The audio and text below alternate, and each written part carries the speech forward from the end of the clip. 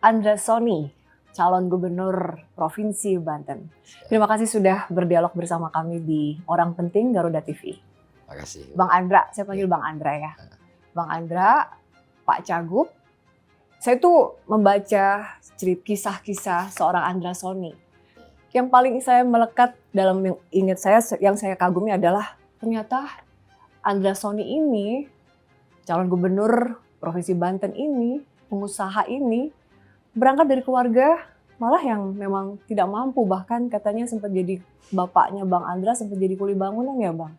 Itu saya wow, ada kisah sukses seorang calon gubernur ternyata dari orang ya dari keluarga yang tidak mampu Abang. Boleh cerita nggak bagaimana kemudian perjalanan Abang? Saya tuh membaca kisah Abang, tapi ini mungkin Abang dari versi Abang yang cerita langsung kayaknya lebih ini ya, merimain gitu ya, cerita Abang katanya pernah lama di Malaysia, kemudian juga berpindah juga pernah ke Ciledug gitu. Cerita-cerita itu Abang yang kemudian kenapa seorang Andra kecil gitu ya bisa dibawa orang tua, pindah-pindah lalu kemudian akhirnya menjadi calon gubernur Provinsi Banten. Saya itu hidup dengan orang tua itu cuma sampai umur 11 tahun. Jadi waktu saya umur 5 menjelang 6 tahun, bapak saya itu merantau ke Malaysia. Nah, bapak saya membawa saya. Kita naik perahu lah. Perahu biasa, pakai mesin gitu ya, pakai perahu mesin tempel. Menggunakan dari wilayah Sumatera. Dari saya ingatnya itu Bengkalis. Ya, ke Malaysia itu dekat. Malaysia itu melalui Selat Malaka.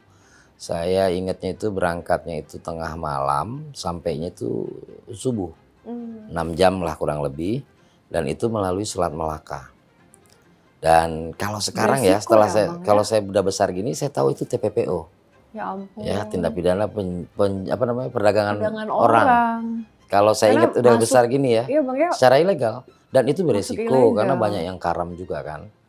Banyak yang karam. Karena waktu itu memang banyak cerita yang nggak selamat Bang. Banyak sekali. Bapaknya teman saya ada yang karam, nggak ditemukan. Di sana udah biasa Bang? Pindah TPPO itu udah biasa? Orang Indonesia itu banyak sekali di sana. Jadi kuli di sana? Pekerja bangunan, ilegal. Tapi yang paling banyak itu di perkebunan. Kelapa sawit dan karet. Dan kebetulan orang tua saya di kelapa sawit. Baik. Nah, dan waktu kecil ya, saya kan nggak tahu, cuma memang dibawa aja sama orang tua karena kami ini berenam adik kakak. Dari berenam adik kakak saya nomor 5. Nah, kondisi ekonomi pada tahun itu, tahun 83, ya orang tua saya sudah tidak bisa lagi survive di kampung karena udah nggak punya sawah, sawah sudah tergadai, dagang gagal terus dan sebagainya. Dan kemudian banyak warga-warga di kampung saya itu yang merantau dan berhasil lah di sana gitu. Berhasil di sana tuh tercermin dari rumahnya rumah batu. Iya, suksesan berarti ya, dari rumah. Oke. Dari rumah panggung, dari rumah kayu gitu kan. Nah, menginspirasi banyak warga kampung. Nah, dulu tujuannya itu ada 2. Salah satu Batam. Nah, keluarga saya memilih yang ke Malaysia. Kita melalui jasa calo. Ya, namanya tekong istilahnya. Tekong. Nah, mereka lah yang mengurusi itu proses berangkatnya dan segala. Dan itu sembunyi-sembunyi. Ya, dan saya memori saya merekam itu ya. Setiap waktu. Ya, memori saya merekam itulah gitu. Nah, sampai di sana orang tua saya dapat pekerjaan di perkebunan kelapa sawit. Saya masih hafal namanya, Ladang Kota Bahagia. Abang masih hafal? Masih hafal, Ladang Kota Bahagia. Nah, di tabung haji.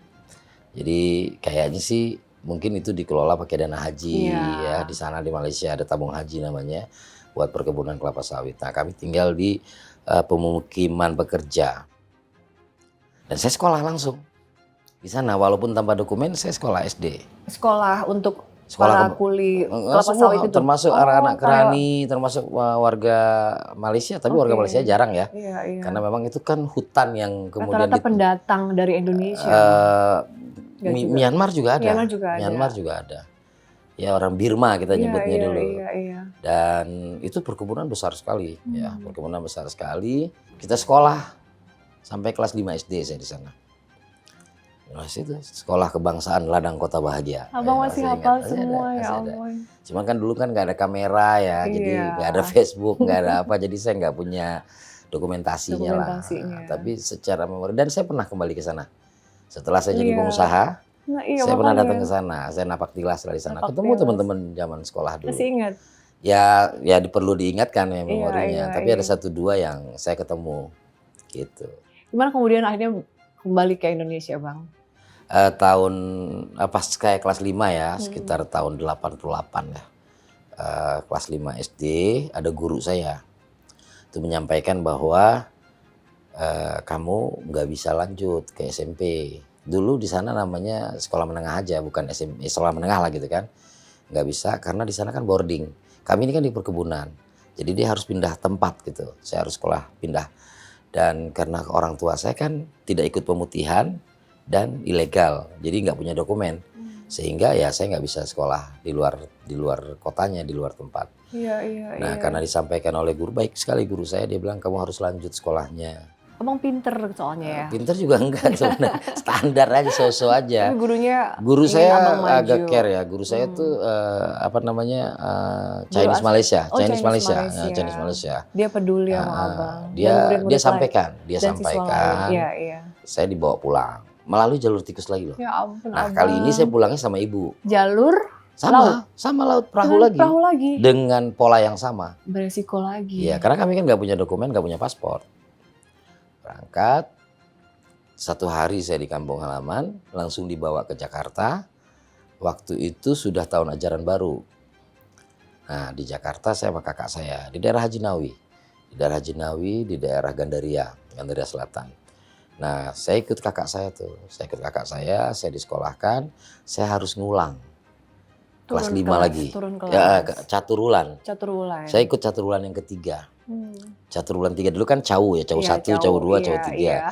Dan dulu kan CBSA ya, cara Betul. belajar siswa aktif. Seumur kita. Seangkatan kayaknya. Seangkatan Nah, kita. saya di SD di Gandaria. Teman-teman saya pikir saya ini dari luar negeri itu kan keren ya. Iya. Ya mereka nggak tahu, dia pikir saya anak diplomat, Gitu kan. anak diplomat. Oh diplomat. Anak diplomat, mereka Iya, pikir kan, kan. iya, Dan iya. bahasanya kan waktu itu saya juga kesulitan, bahasa Indonesia. Saya bahasa Melayu awal-awal. Dan di sini kan logatnya kan banyak yang logat Jawa dan segala macam. Tapi alhamdulillah banyak kawan-kawan yang bantu saya cepat adaptasi. Dan ya saya SD, lanjut SMP di Jakarta. Tapi kakak saya itu tahun 89 pas saya mau masuk SMP itu pindah ke Ciledug. Dulunya ngontrak, ngambil KPR BTN ya. Program nasional itu ya, KPR BTN, kredit pemilikan rumah. Bayar tapi nyicil ya. BTN, Bank Tabungan Negara BTN, programnya. Nah tinggal di Ciledug, waktu itu sistemnya nggak bisa saya pindah langsung ke Ciledug, karena Ciledug masih Jawa Barat. Waktu itu ya. Saya harus urus dulu ke Bandung. Jauh ya Bang. Nah waktu itu akhirnya diputuskan oleh kakak saya lanjut sekolah SMP di Jakarta. Tapi pulang pergi dari Ciledug. Nah Jauh, itu perjalanannya 1, 2, 3 kali naik bus. 3 kali naik angkot, naik bus lagi 3 kali.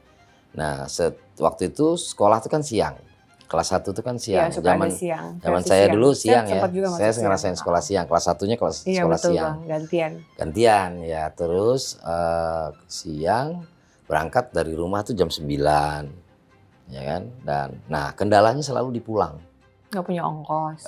Ongkos ada disiapin, kemalaman. Dan bus pulang itu kan barengan sama pekerja, orang kerja dan ya sampai kelantungan kayak gitu lah. Saya ngerasain. Nah di kelas 2 SMP saya ini sering terlambat karena udah mulai pagi sekolahnya. Iya. Ya udah mulai terlambat dan akhirnya adalah salah satu orang tuanya teman saya itu yang udah kamu tinggal sini aja gitu. Dan kemudian saya jadi anak angkatnya. Dia kesian atau sayang atau? Kebetulan saya dekat sama anaknya dan saya memang teman dekat lah. Sahabat anaknya ya. Daripada jauh-jauh pulang Ciledug ditawarkan. Iya kasihan sih pastinya ya. Asal muasal pasti orang kasihan dulu lah. Ya. Dan waktu itu ya saya diangkat anak sama beliau. Ya saya ikut sampai lulus SMA. Itu dari kelas 2 SMP. Ya kalau nggak gitu mungkin saya nggak lanjut sekolahnya. Ini ayah angkat ini Ayah angkat saya buat abang sangat berjasa dan sangat sangat penting berjasa. bagi seorang Andra Sony saat ini. Betul. Jadi di situ saya lihat ya bagaimana dia begitu baik ya. Artinya saya kan bukan darahnya dan sukunya juga beda kan. Beliau Sunda kan. Terus Emang diberi uang saku juga, dibiayai dibiayai juga. juga, dibiayai, dibeliin baju dan ya Dibiayai saya sekolahkan ya. Kuliah pun abang? enggak, karena SMA kelas 3 sebelum saya masuk SMA kelas 3 beliau meninggal. Oke. Meninggal dunia. Lalu saya lanjut. Saya itu sebenarnya diterima di salah satu perguruan tinggi negeri, Baik. tapi program Diploma 3. Hmm. Dulu namanya PAAP Unpad. Saya diterima, tapi saya nggak bisa bayar. Nah, saya nggak sampein ke keluarga angkat saya, karena kan bapak saya udah nggak ada. Saya nggak mau nyusahin lah gitu. Nah, dengan kawan saya ini yang udah jadi kakak saya sampein, kayaknya gue harus balik ke Jakarta gitu. Dan saya putuskan, saya balik ke Jakarta dan saya kerja jadi kuli bangunan. Abang pun jadi kuli bangunan. Iya, tahun 95 lulus SMA. Habis SMA. Lulus nggak bisa SMA. kuliah. Iya, saya nggak bisa kuliah. Saya jadi kuli bangunan selama 1 tahun dan saya ngumpulin uang dan saya kuliah. Perjalanan abang luar biasa. Pas saya kuliah itu mulai krisis. Baru mau masuk semester 3, saya kehilangan pekerjaan karena perusahaan tempat saya bekerja pengurangan kan, dan saya salah satu yang masuk kategori itu. Lalu tahun 98 pasca kerusuhan Mei ya. Iya. Itu ada satu bidang usaha ekspedisi, kurir, membutuhkan banyak messenger. Saya ikut messenger, jadi messenger di daerah Mampang dan saya diterima di sana sebagai messenger kurir, tukang antar surat. Tahun 98. Nah, setelah saya masuk sekolah kerja, saya punya penghasilan, saya lanjut kuliahnya. Jadi saya jadi messenger itu lumayan lama ya, sampai itu semester 3. Tahun 98. Terus saya messenger lama-lama ini kayaknya saya kalau jadi messenger terus gimana nih ke depan gitu kan. Akhirnya saya putuskan untuk melamar menjadi sales di tempat yang sama. Nah, salesnya itu sales kargo.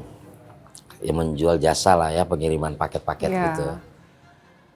Nah, jadi sales, alhamdulillah berkembang, kuliah jalan dan saya selesai kuliahnya. Diploma 3 tapi 5 tahun tuh, 96 lulusnya 2001. Putus-putus sempat cuti, kerja juga. Beberapa kali cuti saya, beberapa kali cuti. Dan dulu kan ada ujian negara. Iya. Ada satu mata kuliah saya gagal terus. Apa tuh bang? Pengantar pemasaran. Oke. Nah, padahal saya marketing gitu, tapi saya gagal di situ karena setiap saya mau ujian negara, pas mata kuliah itu pager saya selalu bunyi. Harus antar dokumen ini dan saya kan harus komit ya sama itu kan rata-rata dokumen penting. Nggak mudah ya bang, sambil kerja sambil sekolah kuliah gitu nggak sih? Iya, tapi waktu itu saya nggak pernah mikir macam-macam, saya kerja aja, saya jalan aja, saya nggak pernah mikir harus begini. Jadi saya nggak pernah mensiasati yang ngalir aja, saya jalan aja. Saya pikir ya harus saya kerjain, ya kan. Makanya sebenarnya pengalaman banyak saya itu banyak hal-hal yang memotivasi saya itu sebenarnya SMP.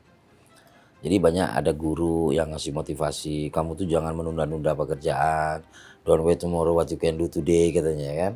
Saya nggak tahu tuh bahasa Inggrisnya benar apa enggak, tapi bagi saya jangan tunggu besok apa yang bisa kamu kerjakan hari ini, kayak gitu-gitu. Terus jaga ya amanah orang, terus kalau udah dipercaya orang yang paling susah itu adalah menjaga kepercayaan, kayak gitu-gitu. Dan sesederhana aja saya jalanin. Nah sebenarnya saya juga punya bakat dagang dari kecil itu, saya udah biasa dagang. Waktu zaman di Malaysia tuh saya suka jualan es, saya jualan kue. Karena ibu saya kan dagang kue ya. Ibu saya dagang kue. Keliling gitu bang. Ibu saya tuh mangkal ya, dia mangkal di tempat orang kerja. Dan sebelum dia jadi, ibu saya juga buruh kelapa sawit. Baik. Nah menjelang mereka berangkat kan subuh tuh. Nah saya bawa pulang keranjangnya. Nah kan ada sisa gandasturi, kalau di sana namanya karipap gitu kan sebut ya kan. Iya makanan makanan kayak gitu. Ya. Nah saya pulangnya sambil saya kelilingin sebelum saya berangkat sekolah ya. Nanti ada uangnya buat jajan saya. Terus kadang kalau ada uangnya saya mampir ke tukang roti canai sarapan. Pokoknya perjalanan hidup saya waktu kecil tuh saya nikmati aja. Saya nggak pernah mikir macam-macam. Saya nikmatin aja. Nah itulah banyak teman, banyak kawan. Jadi orang tua kan pulangnya sore. Saya tuh banyak main di sungai, ya kan, main di hutan. Karena kita perkebunan, main di hutan. Ya makanya saya bisa berenangnya juga gara-gara di sungai. Terus bisa bikin mainan sendiri segala macam. Kayak si bolang lah, Iya, iya. kayak si bolang. Ya abang bilang ya menikmati aja. Orang Karena bilang, waktu kecil nggak ada kan kita pikiran macam-macam kan. iya, Nggak ada pikiran macam-macam. Dan Bahwa- waktu itu juga nonton TV jarang. iya. Karena hiburan. kan saya tinggalnya kan di perkebunan. Dia listriknya itu kalau siang dimatiin. Terbatas. Ya dia baru nyalanya tuh maghrib. Iya, Subuh mati. Terbatas. bentar gitu. banget ya. Nah, karena kan dia pakai genset Iya betul. gitu. Jadi ya saya nggak pernah mikir macam-macam. Saya jalanin aja. Sampai kemudian abang kerja, lalu kemudian bikin bisnis kurir sendiri bang, ekspedisi Iya, sendiri saya- tuh. iya. Berarti kan step-stepnya itu luar biasa ya bang ya? Saya jadi messenger itu, jadi tukang antar-antar surat itu dari tahun 98 sampai tahun 2000. 2 tahun ya. Hampir 3 tahun, 2000 3 akhir tahun, sebenarnya. Ya. Nah, kemudian saya belajar memberanikan diri jadi sales. Resiko jadi sales itu kan nggak ada gaji. Iya, sesuai Ya, dengan sesuai komisi dengan kan, omsetnya kalau laku ya. komisinya. Ha. Dan alhamdulillahnya ya di bulan keempat saya baru punya komisi. Terus dapat kepercayaan 6 bulan kerja jadi kepala cabang. Nah, pokoknya saya dimasukin daerah baru aja gitu, ya kan. Agak-agak lumayan nih sebenarnya komisinya kan. Tapi sama pimpinan saya, kamu jalanin cabang yang baru sebenarnya. Ya nggak apa-apa, saya bilang nggak apa-apa, saya jalanin. 6 bulan di cabang saya jadi manajer. Balik lagi Karirnya dari ditarik lagi. bawah banget ya bang ya. Ya, saya nggak pernah punya target, saya jalanin aja. Nah, waktu saya jadi manajer itulah leadershipnya mulai dilatih itu. Saya mesti punya sales banyak kan. Saya mesti canvassing, ngajarin mereka canvassing, keliling sampai sepatu kita tipis sebelah tuh. Ya kan, door to door sampai dikejar anjing, sampai dikejar anjing salah masuk ya kan. Banyak drama Tapi ya bang. saya jalanin dan saya nggak pernah berpikir hasil. Ya kan, dan bagi saya itu teori probabilitas ya. Semakin keras kita berusaha, peluang berhasilnya semakin tinggi. Ya kan? Semakin banyak kita melakukan percobaan, keberhasilannya semakin tinggi. Jadi sederhana itu gitu probabilitas. Jadi kalau seandainya saya pengen jualan saya banyak ya saya harus kelilingnya lebih banyak. Kalau saya pengen dapat rezeki yang lebih besar, saya usahanya harus lebih keras gitu. Wow. Itu. Nah, saat saya jadi marketing manager, saya masih diploma 3 tuh. Saya kuliah, ya nggak kejar lah untuk menyelesaikan S1 itu nggak kejar. Ada yang nawarin beli ijazah ya saya nggak mau gitu kan, saya maunya sekolah gitu kan. Jadi ya nggak selesai D3 S1 saya. Jadi ya kemudian tahun 2004 atau 2005 lah, saya terpikir waktu itu udah mulai nggak nyaman lah. Saya terpikir untuk keluar gitu. Dan saya sempat kerja di perusahaan lain sebagai general manager. Perusahaan baru yang baru dibangun, tapi rupanya kulturnya berbeda karena kebetulan itu perusahaan asing ya. Dan saya nggak cocok, akhirnya saya memutuskan untuk buka usaha sendiri. Dan ya udah saya jalan. Dan dalam perjalanan saya lebih banyak ngurusin barang-barang TKI. Di ekspedisi itu ya saya kemudian tahun 2012 saya mulai tertarik untuk ikut partai politik. Tahun 2013 akhir ya saya dapat tawaran untuk maju sebagai calon dari Gerindra untuk Provinsi Banten dan alhamdulillah di 2014 saya terpilih. Jadi kalau saya sebut abang tuh bukan orang yang ambisius, bukan? Silakan ya masyarakat atau kanan kiri saya yang udah hafal saya sih insya Allah sih ya mereka nggak berpikir. Cuma memang saya kalau dapat tugas saya jarang bilang tidak. Menerima dengan semuanya ya. Ya karena kalau sampai diberikan tugas berarti kan mandat itu, itu mandat, kepercayaan. itu harus kepercayaan, itu harus dikerjakan. Dan yang memberi tugas kan pimpinan saya. Ya kan ada tanda tangannya gitu kan. Prabowo Subianto, Ahmad Muzani, ada parafnya Pak Dasko dan sebagainya. Itu kan menandakan bahwa pimpinan saya semua kan. Jadi dalam pikiran saya adalah bagaimana perintah ini saya jalankan sebaik-baiknya dan berhasil sesuai dengan harapannya. Berarti abang pun nggak pernah berpikir atau berencana atau bermimpi gitu, aku mau jadi gubernur Banten gitu? Ada. Kalau saya punya rencana itu, saya ketua DPRD. Ya kan, saya tampil-tampil aja. Ada panggung saya tampil. Orang Ya sudah kan? jadi pejabat Orang jadi sebenarnya. pejabat, ya kan? Saya Benar-benar. Forkopimda. Betul, Ya betul, kan? betul. Ya kalau di plat nomornya juga A3 kan? Artinya sudah di posisi 1 ya bang, posisi Iya, atas ketua kan? DPRD. Tapi Iya, saya iya. nggak punya rencana ke sana. Kan saya juga ngukur diri gitu kan. Oh, jadi gubernur nggak ada kebersit. Jadi kepala daerah tuh tidak ada terbersit. Tapi saat tugas itu diberikan kepada saya, pikiran saya adalah bagaimana saya dalam posisi itu. Nah, bagaimana menuju ke sana itu bang? Hmm. Artinya abang sekarang siap dengan Oh, dengan penugasan ini dengan Ini- mandat untuk berlaga di Provinsi Banten Insya sebagai calon gubernur. Ya. Apa nih yang abang siapkan untuk itu? Ya pertama kan tentu saat saya mendapatkan penugasan, gak ada pertanyaan lagi, kenapa harus saya? Baik. Artinya saya tidak meragukan keputusan pimpinan. Saya langsung kerjakan, saya harus menyusun visi dan misi. Sebagai kader Gerindra, ya saya tentu harus melihat manifestonya Partai Gerindra. Saya kan mengamati, membaca buku-bukunya Pak Prabowo yang ada di kita ya, sebagai bahan yang selama ini kita baca, transformasinya, kemudian paradoks Indonesianya, itu kita baca. Di situ ada 3 poin penting yang diinginkan oleh Pak Prabowo. Bagaimana masyarakat atau rakyat Indonesia itu pintar, berdaya saing, kemudian bagaimana rakyat Indonesia itu sehat gitu, supaya jadi manusia yang unggul, dan bagaimana masyarakat atau rakyat Indonesia itu bisa sejahtera. Jadi 3 hal itu menjadi pedoman saya dalam menyusun visi misi. Dan apa yang selalu disampaikan oleh Pak Prabowo dengan gaya yang luar biasa patriotik itu tertanam di sayanya gitu. Jadi ya saya pengen jadi bagian dari perjuangan Pak Prabowo terkait dengan bagaimana menjadikan Indonesia, dan saya di dalam skup yang lebih kecil menjadikan Banten itu menjadi agregat dari kemajuan Indonesia nanti. Karena kan kita nih ring satunya Jakarta. Maka saya menyusun visi. Visi saya Banten maju dengan sama dengan Indonesia maju. Indonesia kan? maju. Adil. Kenapa adil? Kemudian harus merata. Karena Banten ini kan disparitasnya masih tinggi. Tapi semua itu baru bisa terlaksana kalau tidak korupsi. Maka Banten maju, adil merata, tidak korupsi. Jadi saya tidak menuduh siapa-siapa untuk korupsi atau siapapun melakukan korupsi, tapi tidak korupsi ini ajakan moral gitu, bahwa kalau kamu jadi pemimpin baru akan berhasil kalau tidak korupsi. Korupsi itu kan banyak macamnya.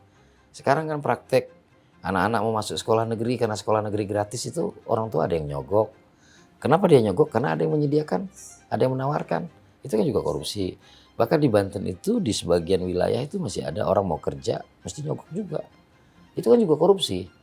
Ya, sehingga kalau ini kita nggak buat sebuah ajakan moral tentang tidak korupsi, akhirnya orang biasa aja gitu sama kasus-kasus korupsi. Ya kan? Akan jadi biasa aja. Jadi kadang-kadang koruptor itu ya jadi idola gitu kan. Karena ini juga bang, kan kita juga punya histori. Bagaimana pemimpin-pemimpin sebelumnya di Provinsi Banten, ya terjerat kasus korupsi bang. Iya. Ya, itu fakta, ya kan, bang? Betul. Ya. Artinya bahwa ketika provinsi yang abang sekarang sedang perjuangkan untuk menjadi Banten 1, ya punya histori pemimpinnya, gubernur-gubernurnya pernah. Ya, itulah kenapa saya membuat satu visi, komitmen tidak korupsi itu. Artinya siapapun yang nanti, baik sekarang maupun nanti, yang menjadi pemimpin di Provinsi Banten itu, kita nggak akan bisa keluar dari kemiskinan kalau kita mengkhianati rakyat kita. Mengkhianati rakyat kita dengan korupsi. Korupsi itu kan ada yang ketahuan, ada yang tidak kan. Kalau yang ketahuan jadi kasus, yang tidak ini kan yang ngeri. Iya. Ya kan? Gimana kita dalam menyusun anggaran, saat kita memang niatnya udah melenceng. Makanya kalau orang bilang lu Prabowo banget sih gitu ya. Kan lu mau menang, naif banget. Enggak apa-apa saya bilang. Saya memang itu naif, idola. Bang. Itu nggak naif. Saya memang idola saya beliau. Memberantas korupsi itu tidak naif kan? Ya kan kadang-kadang kan gini ya, tidak korupsi nggak mungkin gitu kan. Ada yang bilang begitu. Iya, betul. Paling tidak saya gitu kan. Nah saat saya seorang iya, Andra seorang Andra Soni, Soni paling yang tidak hari ini mencalonkan diri sebagai calon gubernur, ya kan? Dan insya Allah saya punya keyakinan nilai-nilai itu kalau terus kita suarakan itu akan jadi menginternalisasi di seluruh masyarakat Banten bahwa korupsi itu merusak. Yang kita khawatirkan orang menganggap bahwa orang-orang yang kaya karena korupsi itu jadi dewa gitu loh. Ya bagi-bagi dan itu dianggap, dan saya nggak tega gitu ngelihatnya. Makanya untuk karena itu dengan visi Banten maju, adil, merata, tidak korupsi, tentu kita harus menyiapkan juga misinya. Ya, salah satu misi kita itu ya bagaimana Banten yang dengan iman dan takwanya bukan hanya sebagai slogan. Saat korupsi menjadi hal biasa kan kita nggak beriman dan tidak bertakwa. Itu korupsi itu kan mencuri, bahkan lebih hina dari mencuri. Ya kan kalau korupsi itu mulai anak dalam kandungan aja udah jadi apa namanya merugikan itu. Dan saya punya keyakinan saat kita menyampaikan tidak korupsi, tidak korupsi, tidak korupsi itu akan aja menjadi sebuah apa ya ajakan moral gitu ya, dan nilai ya lah, sebuah nilai. Karena apa yang disampaikan Pak Prabowo, saya ingat banget dulu Pak Prabowo selalu dibilang prabocor. Karena tapi kan fakta kan, apa yang beliau sampaikan itu kan realita. Coba kebayangkan kebocoran-kebocoran itu bisa kita laksanakan untuk bangun sekolah, ya kan, untuk bangun rumah sakit. Dan terbukti waktu Pak Prabowo jadi Menteri Pertahanan, rumah sakitnya jadi bagus-bagus dan menjadi kebanggaan kita. Dan itu telah membuat saya punya keyakinan bahwa kalau memang kita mau mengabdi, negara ini udah ngasih kita banyak. Saya jadi ketua DPR udah banyak diberikan gitu kan, fasilitas dan sebagainya. Dan saya punya keyakinan lah, kalau pemimpin di Banten ini punya komitmen untuk tidak korupsi, kita bisa ngejar ketinggalan kita. Karena kita diuntungkan banyak loh dari sisi geografis, demografisnya warga kita 12 juta lebih. Dan kita berbatasan langsung dengan Jakarta, pusat perekonomian, pusat kekuasaan dan sebagainya. Tapi fakta bahwa kita gizi buruk masih ada, stunting masih tinggi, kemiskinannya nomor 5 di Pulau Jawa. Kemudian pengangguran tertinggi, padahal kita ini kawasan industrinya besar. Ya kan, kemudian juga pertumbuhan ekonominya juga kan lumayan bagus, tapi kok paradoks gitu. Makanya orang bilang kayak Pak Prabowo banget sih gitu, paradoks lah bicara tentang paradoks. Memang paradoks, ya kan? Nggak, kita berekspektasi luar biasa terhadap Banten, tapi ya kenyataannya ya Banten tertinggal.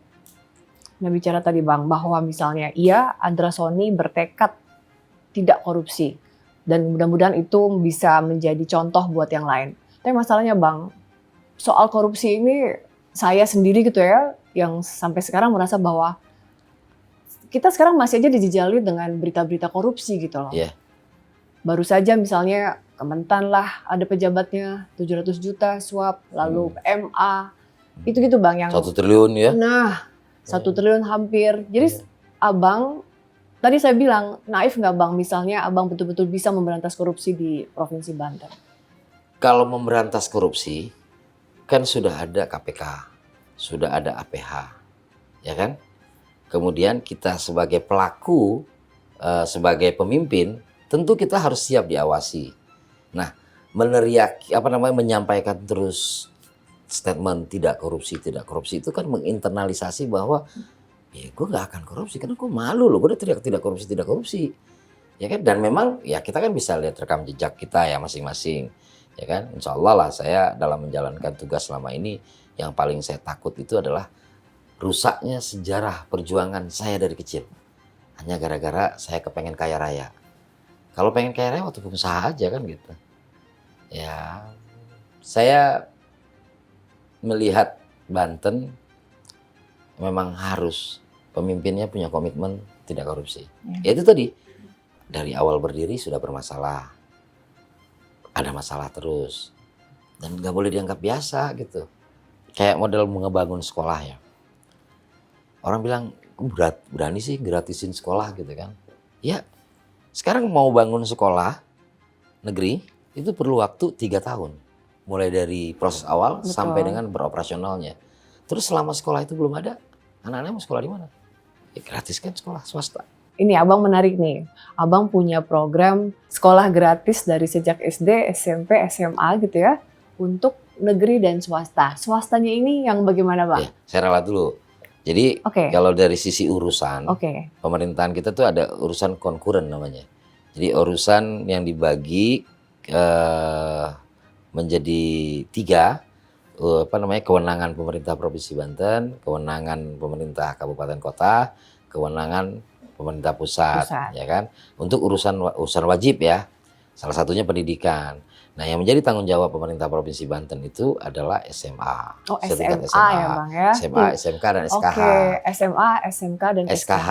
Oke, SKH itu baik, dulu baik. kita sebutnya SLB, sekolah luar biasa, sekarang sekolah khusus. Baik. Nah, yang kita akan gratiskan menjadi kewenangan pemerintah Provinsi Banten. Lalu gimana dengan SMP-nya?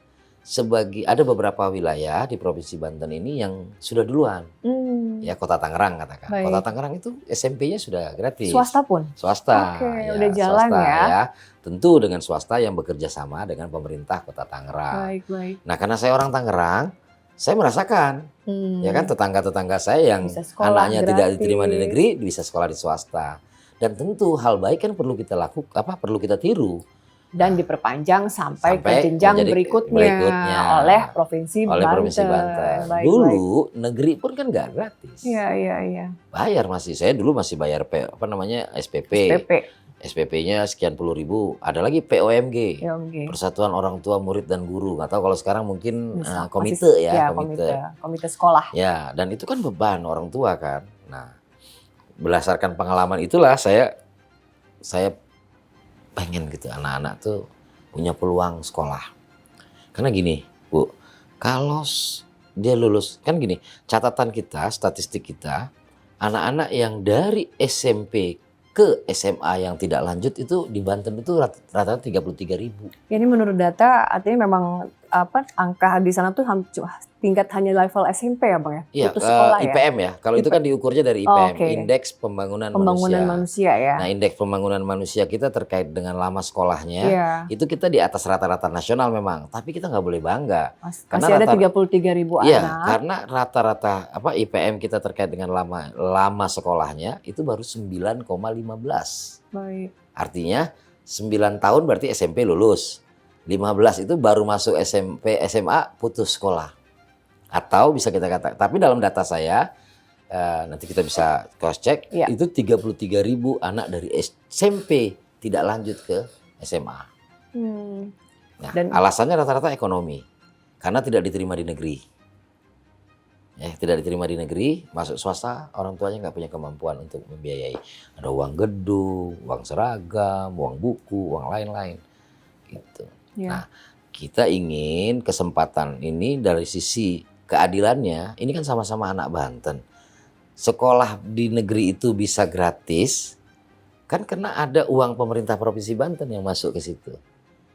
Kenapa sih nggak sama diperlakuannya? Ada juga uang yang masuk ke sekolah swasta dengan nilai yang mungkin bisa sama dengan ini. Dan banyak swasta-swasta yang ya iurannya masih bisa di cover oleh pemerintah. Itu yang di cover kan, bukan berarti orang berpikir, mungkin masyarakat berpikir, oh jangan-jangan sekolah swasta yang mahal juga nih, enggak ya? Kalau itu kan kita namanya nggak gotong royong.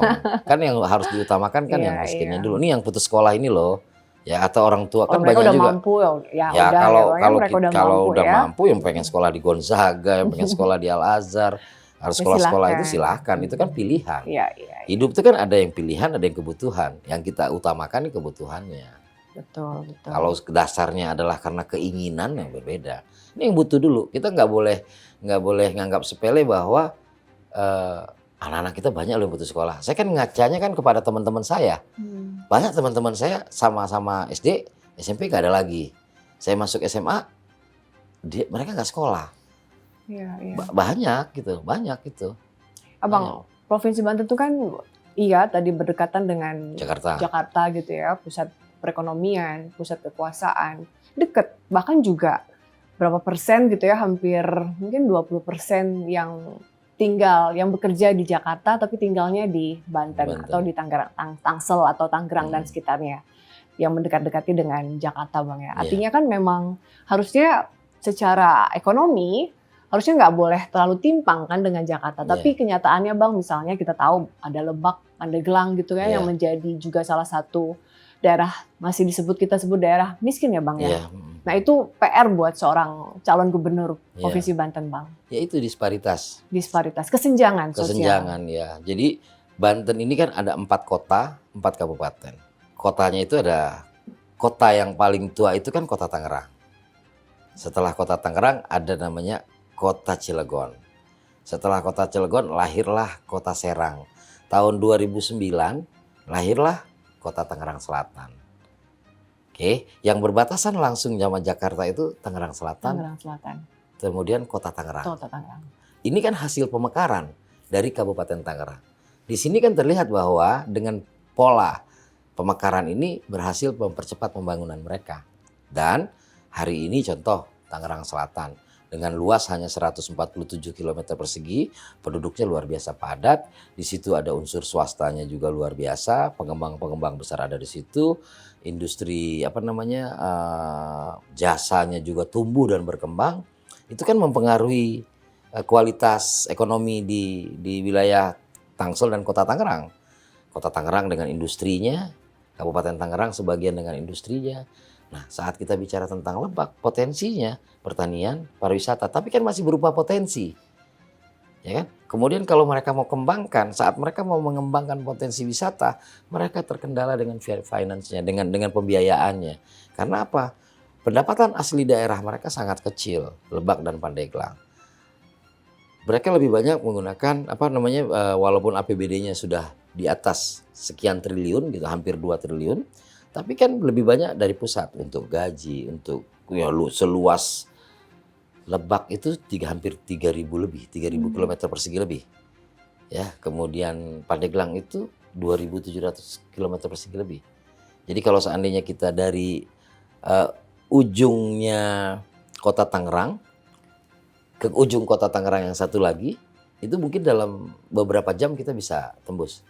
Tapi kalau di Lebak, ujungnya Luas Lebak ke banget. ujungnya Lebak bisa seharian kita, belum bisa tembus tuh. Belum lagi dengan kondisi infrastruktur yang masih tertinggal menurut saya. Dan disinilah diperlukan seorang kepemimpinan yang adil tadi.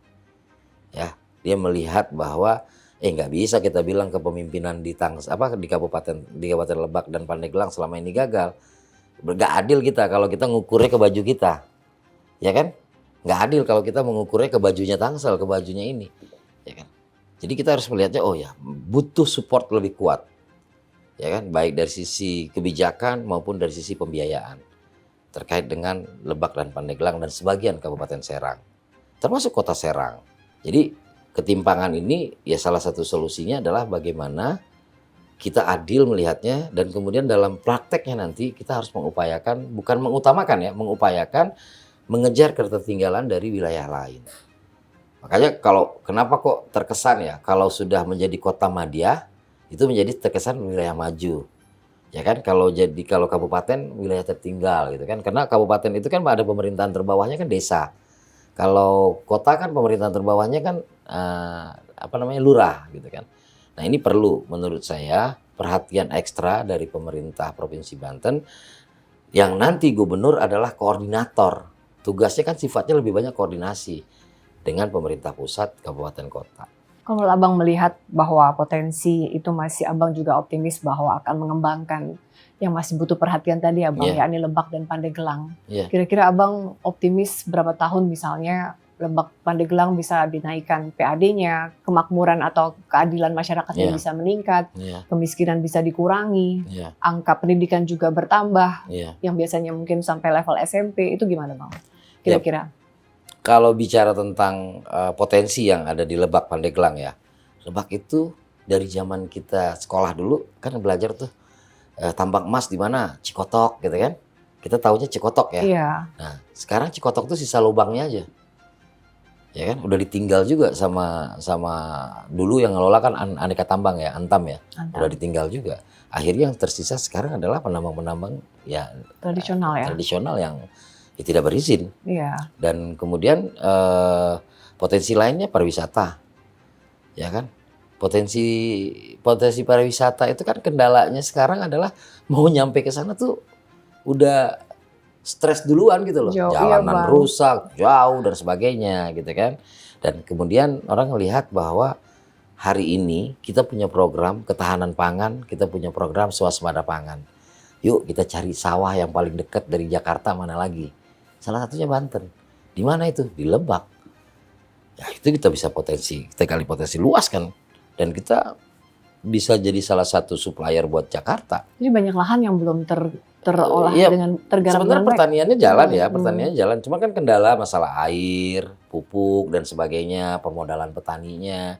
Ya dengan semangat Pak Prabowo sekarang nih menyusun kabinetnya dan target-targetnya. Ini kan kita harus support nih pemerintah Baik. Provinsi Banten ke depan. Nah, disitulah salah satunya potensinya Lebak, potensinya Pandeglang. Abang optimis ya. Saya yakin. Asal ya kan tadi ada upaya-upaya ekstra, perhatian ekstra kepada mereka. Kan adil itu tidak harus rata, ya kan? Kan ada orang bertanya, jangan juga nanti Tangerang nggak diperhatikan. Bukan nggak diperhatikan, ya kan? Kalau bicara tentang adil kan mana dulu yang harus diutamakan supaya kita bisa sejajar. Kan lucu nanti, ya kan? Saat kita bicara tentang Indonesia maju, tapi ternyata di Banten stuntingnya masih tinggi. Nah, Padahal itu dekat loh dari bandara, tempatnya orang-orang luar negeri turun, kepala-kepala negara turun di Indonesia kan di Banten. Paradoks kan? Nah inilah yang harus kita, malulah kita sebagai kepala daerah, ya kan? Cuman bicara angka, ya kan? Kemudian bicara janji-janji. Makanya poin utamanya tidak korupsi. Saya punya keyakinan tidak korupsi. Dan kalau dengar pidato Pak Prabowo itu juga ya tentang korupsi, ya kita harus punya keyakinan bahwa kita bisa mengatasinya. Berat pasti, tapi kita punya keyakinan itu bisa mengatasinya. Makanya sama di awal tadi yang saya bilang, dalam hidup tuh saya selalu kalau ada tugas, ya saya nggak berpikir, saya pikirnya berhasil aja. Saya nggak berpikir gagalnya, saya berpikir berhasil. Kalau kita dalam pikiran kita, sugesti kita berhasil, insya Allah kita akan berhasil. Kerjanya juga kan. ini ada yang menarik, data menarik ya Bang. Kita diskusi ya Bang ya. Iya. Provinsi paling tidak bahagia Iya. di Indonesia Betul. itu Banten. Iya. Data BPS 2021 Iya. 68,08%. Iya. Malah lebih turun Bang. 2017 sebelumnya katanya 69,83%. Iya. Nih sebagai calon gubernur Provinsi Banten Bang, kenapa Banten disebut provinsi paling tidak bahagia? Saya nggak detail ya dasar alat ukurnya apa. Tapi kalau kita masukin ke nalar kita, ya dengan pengangguran yang tinggi, ya lama sekolah yang putus sekolahnya tinggi, tingkat kemiskinannya di Pulau Jawa nomor 5, ya wajar kita masuk dalam kategori tidak bahagia. Bahagia nggak Ibu saat anak Ibu mau sekolah nggak bisa? Bahagia nggak Ibu saat lihat suami Ibu nggak kerja? Ya kan? Bahagia nggak? Sedangkan Ibu menonton Jakarta yang begitu dekat. Deket Ya kan? banget, Padahal kalau bicara kontras tentang, banget gitu ya, Bang ya. padahal kalau bicara tentang tingkat kemiskinan paling tinggi di Pulau Jawa kan Jogja, ya kan berikutnya Jawa Tengah, Jawa Timur, Jawa Barat lah gitu kan sebelum Banten kan. Tapi kenapa kok yang tidak bahagianya ini? Ya kan itulah kurang lebih. Jadi saya pikir permasalahannya tadi 3 yang saya sampaikan di awal. Kalau pendidikannya kita urus dengan baik, artinya setiap anak punya harapan untuk bisa ke depan menjadi lebih baik. Hari ini keluarganya miskin. Saat anak ini punya kesempatan yang sama dengan anak-anak lain, suatu hari roda berputar. Ada kesempatan. Itu kan saya pernah alami. Dari keluarga miskin, saya sekarang jadi calon gubernur. Karena saya sekolah. Coba kalau saya nggak sekolah. Itu aja kurang lebih bayangan saya ya, bayangan saya. Dan insya Allah saya punya keyakinan. Bisa. Jadi artinya dengan kemudian Abang terpilih menjadi gubernur Banten misalnya, Abang berjanji peringkat menjadi provinsi tidak bahagia ini Abang. Insya Allah saya punya keyakinan saat kita menjalankannya secara sungguh-sungguh kita akan berhasil. Saya punya keyakinan. Makanya saya bilang tadi saat tugas ini diberikan kepada saya punya keyakinan bahwa pimpinan saya percaya bahwa saya bisa menjalankan ini dan bisa menjadi gubernur yang baik. Jadi dalam pikiran saya hari ini sampai dengan tugas nanti saya selesai adalah saya berpikir bagaimana menjalankan menjadi seorang gubernur yang baik. Makanya program-program saya bukan berhenti di sekolah saja. Ya kan saya juga ada program Desa Tangguh. Saya juga ada program BEM, beasiswa untuk masyarakat. Kan banyak nih warga Banten yang sedang kuliah, tiba-tiba keluarganya jatuh miskin. Dia terpaksa berhenti. Kita kepengen bantu juga mereka. Dan kemudian banyak anak-anak Banten dari desa-desa yang punya prestasi akademik baik, tapi nggak bisa lanjut kuliah. Kita bisa bantu. Dan kita bisa mengkoordinir, ya kan, mengintegrasikan antara pemerintah pusat, pemerintah kabupaten kota, dan swasta. Kan banyak swasta, mereka punya CSR. Selama ini kan yang kita nggak tahu, gimana sih ngelolanya. CSR ribuan perusahaan ada di Banten, bandara ada di Banten, ya kan? Pelabuhan kita punya di Banten, ya kan? Industri-industri yang terkenal dari zaman dulu, industri alas kaki, industri garmen, kemudian industri petrokimia ada di Banten. Bahkan investasi kita termasuk nomor 5 terbesar di Indonesia hari ini yang masuk ke Banten. Potensi Banten luar biasa. Bayangan saya, menurut saya, potensi Banten luar biasa, dikelola bersama-sama dengan baik, dengan catatan jangan hianati rakyatnya. Boleh nggak saya simpulkan Bang, sebetulnya tadi dari Abang cerita ini ya, selama ini sebetulnya potensinya Banten tuh besar sekali. Sayangnya tidak terkelola dengan baik. Seperti itu kah Bang? Betul. Betul. Betul. Jadi butuh pimpinan yang punya keberanian untuk mengelola itu dengan baik. Sekarang kita bayangkan, Ibu kalau mau ke pantai masa harus ke Bali sih? Jauh sekali kan? Padahal waktunya cuma 2 hari gitu untuk libur. Tapi hari ini orang akhirnya memutuskan untuk pergi ke Bali. Padahal pantai Anyer tuh bagus. Iya Bang, saya berapa kali ke Anyer, tapi memang persoalan jalanannya. Tolnya sudah ada. Terus sarana prasarananya ya Bang ya. Kemudian kulturnya ya, kultur istilahnya habitnya di sana parkir mahal, baru duduk udah ada segala macam ya lah. Bang istilahnya digetok. Terus kalau kita tuh kadang kalau ke Anyer ya udah cuma di hotelnya aja gitu, nggak bisa menikmati yang lain-lain gitu. Nah ini kan tugas pemerintah melakukan pendidikan, pelatihan kepada masyarakat sekitar. Kalau mau rame nih tempat, dagangan kita mau laku dan segala macam, kita mesti kompak nih, jaga kebersihannya. Bahkan ada pelatihan, kan kita punya anggaran untuk membantu itu, membuat kesadaran Bali bisa loh. Nah, ya kan? Indahnya nggak kalah loh Bang. Indahnya nggak kalah sampai kita. Pandeglang itu kan udah. Iya. Kan kita nih ya antara pertemuan antara samudra dengan laut. Iya, selat tadi ya Bang. Ya, makanya indah kan Palung Anyer, itu kan ada Anyer Palung. Ya. Iya. Anyer, maju sana sedikit udah samudra. Makanya Bang. Sampai ke Lebak sana Christmas Island. Berarti nanti pariwisata akan Abang. Ya, saya melihat gini. Ya mungkin basisnya dulu saya ngelihatnya gini. Saya melihat bahwa selama ada potensi dimanfaatkan dengan baik luar biasa dari sisi pertaniannya, jasanya. Sekarang orang Jakarta mau liburan, mau dulu makan-makan, mau ke restoran segala macam masih di sekitar Jakarta Selatan.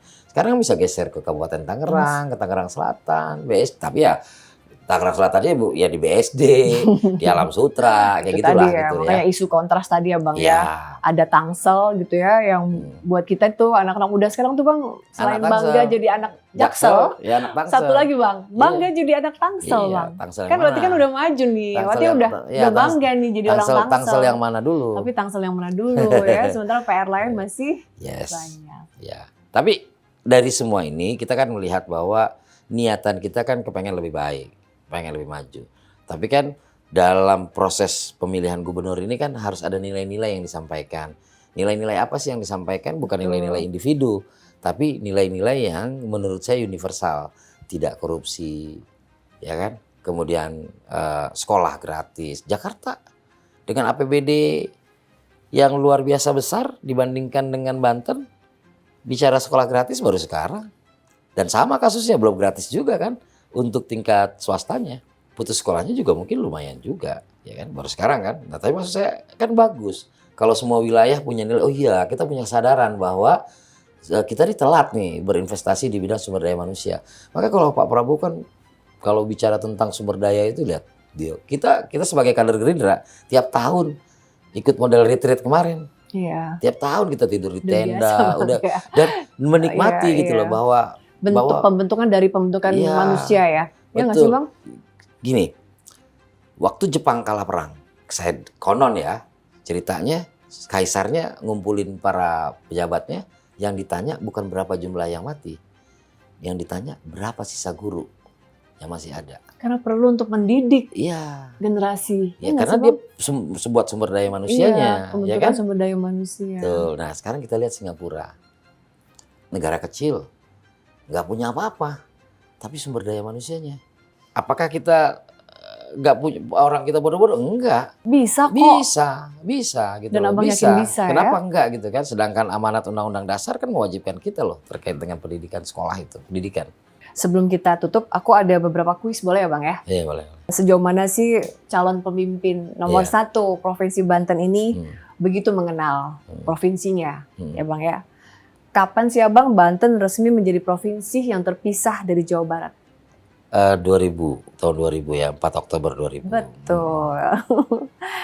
Abang, ada berapa dermaga sih di Pelabuhan Merak? Dermaganya, wah ini nih, dermaga baru, udah sampai 7 dermaga ya. Ada berapa? Betul Bang. 7 ya, saya 1 ingat saya 7. eksekutif dan 6. Ya, ya, 6. Abang kenal banget ya ternyata ya. Heeh.